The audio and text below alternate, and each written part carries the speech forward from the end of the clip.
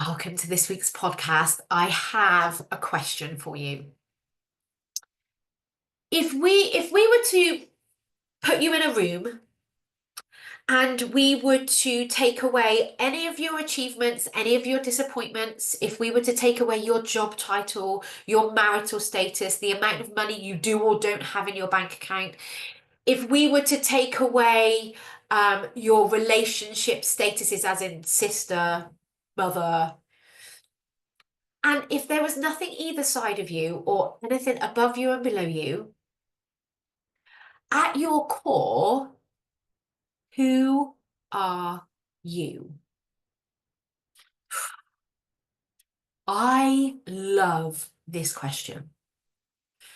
And I coach so many people around they feel like they're a balloon being blown around in the air by life circumstances. They feel like they're this boat that's bobbing around on the ocean without any control over where they're going or who they are. And they expect their job to make them feel secure. They expect their friend or their husband to be their anchor. They're expecting things outside of them to create this internal feeling. And I was talking to someone about this the other day. They were like, oh, but so and so's my anchor. So if you imagine you're a boat, you're this little boat and you're bobbing around on the ocean, and there's a boat over there, and that's got your anchor. So you're going to try and get to that boat, but you're going to feel out of control and uncomfortable and dependent on this other person. Or you'll be like, oh, but that's the anchor over there. I need to go to that boat because that's the anchor. But actually, the anchor is in the boat. The anchor is in you. You are your anchor. And when you know who you are at your core, this is when you become that solid rock. And then, regardless of what circumstances life throws at you, you can feel calm and grounded in any situation.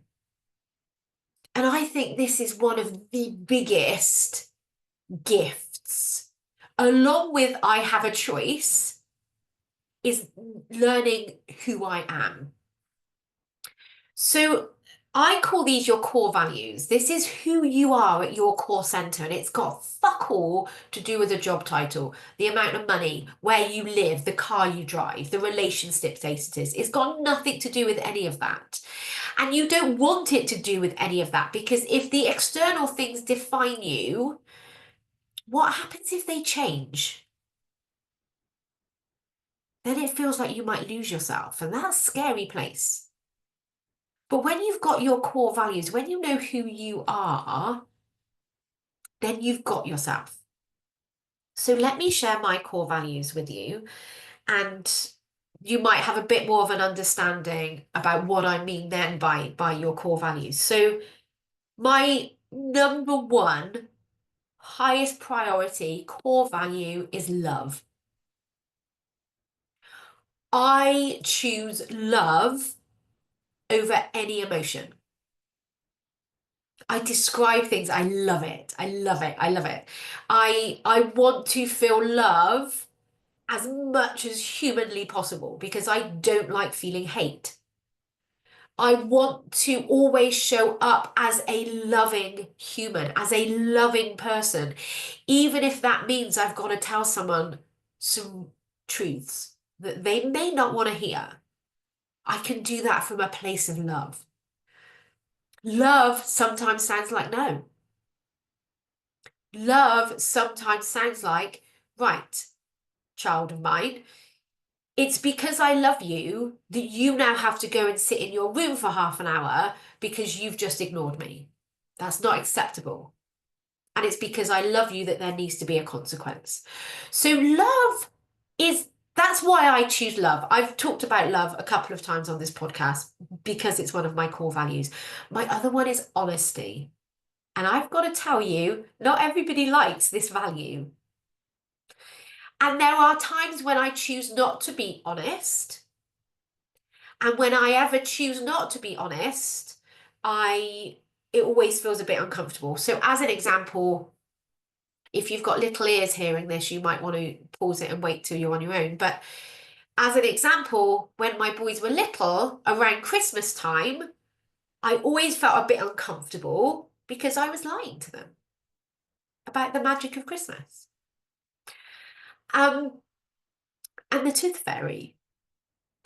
So, but I chose to do that because of the magic of Christmas. I chose to be dishonest. So sometimes we will choose very deliberately to go against our values, and that's okay. Just know that when you do that, there's going to be a discomfort, and that's okay too. You can understand that discomfort and choose that path anyway. Another one of my values is growth. And this is an uncomfortable one. I'm evolving, I'm always growing into the next version of myself. And then one that I realized recently that I've just, the last couple of months, added to my core values is bold. I'm bold, not as in I have no hair. I wish that were the case on my legs, my underarms, and my mustache. But I mean bold as in courageous. I realise actually I like being bold. I like being courageous. I love harnessing that fierce commitment at times. Not all the time, but a lot of the time. And sometimes courage for me looks like not beating myself up. So, for example, those first couple of days of my period when I'm feeling precious and I don't really like feeling precious, courage looks like having that compassion for myself. Courage looks like sometimes, Nikki, do you know what? Yes, this conversation is going to be uncomfortable, but we're going to have it anyway. Bold for me looks like, okay, I'm really nervous phoning up this new person that I've never met before. Um, but I'm going to be uncomfortable because I know I can help their staff, for example, or this client. So they're my four values, and I would encourage you to try and keep it to three or four because I just, you want to keep it succinct. But when I know this about myself and that I have a choice, that gives me this real internal solid like chink of armor. So if someone is saying something to me that could be perceived as negative, I'm able to stand there. That armor kind of goes clunk, clunk, clunk. It clicks into place, and I've got myself. I am my anchor. I'm not looking for it in another boat or in another person. I am my anchor. And this is a skill. Like all of what I teach, is a skill that you get to learn and practice. And who you are really is a choice. It really is. And you haven't had this choice up until this point in your life, regardless of how old you are. Um, how you've been up until this point has been conditioning through caregivers, society, religions, social media expectations. So have compassion, excuse me, have compassion for yourself and be open to the possibility that you actually get to choose. And if you're really confused about that, if you really don't know, here's a little exercise that might help you overcome it. Picture someone you really admire. Maybe it's someone you know personally or someone in the media, like someone famous. I kind of think of Taylor Swift. I think she's amazing. Um, Oprah Winfrey. It doesn't matter. Pick someone who you look at and go, I think they're incredible. And then what is it about them that you think is incredible? So when I look at Taylor Swift, she seems unapologetically herself. When I look at Oprah Winfrey, I'm like, oh my gosh, you were courageous. You stepped outside the norm and you created a life that was exceptional for yourself. And what's fascinating about this is if you see that quality in someone else, It's because it's in you. I'm going to say that again. If you see that quality in someone else, it's because it's already in you. Because you can't see what you don't know. This works negatively as well, by the way.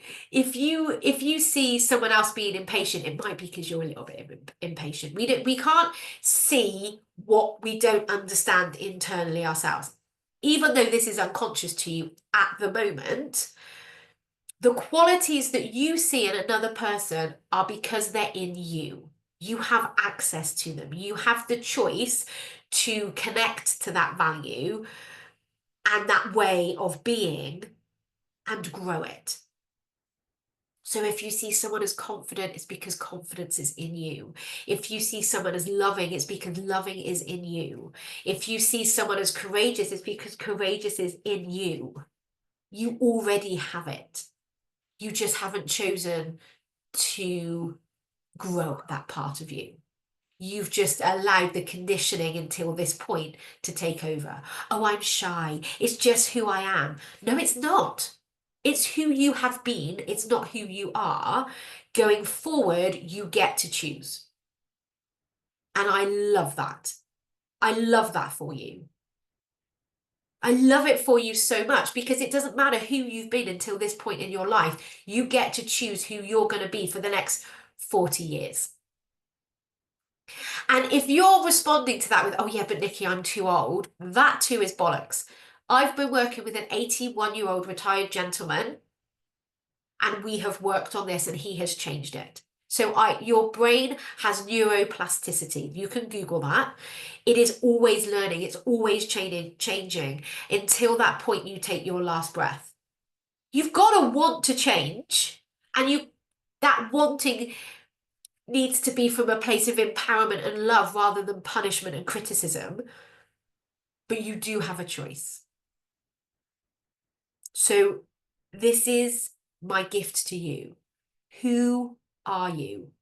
You get to choose. You actually get to decide. So just give yourself over the next coming weeks, just ask yourself that question from a place of empowerment. Who am I? A place of fascination, curiosity, and wonder. Who am I? Who do I want to be? What do I really like? Do I like yellow roses or do I like red roses? Do I like smelling flowers or not smelling flowers? Do I like the sunrise? Do I like the sunset? Do I really dislike this weather or is there actually a part of me that's like, this is quite lush?